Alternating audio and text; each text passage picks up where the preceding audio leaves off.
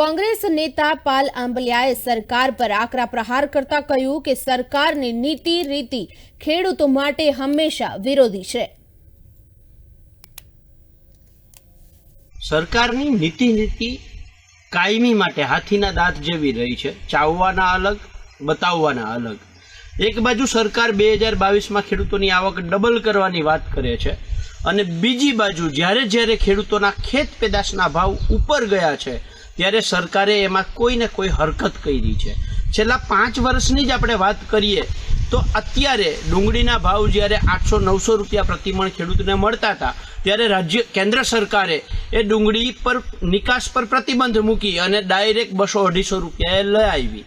ગયા વર્ષે તુવેરના ભાવ જ્યારે માર્કેટમાં સારા મળતા હતા ત્યારે સરકારે મ્યાનમાર બર્માથી તુવેર આયાત કરવાનો નિર્ણય કર્યો।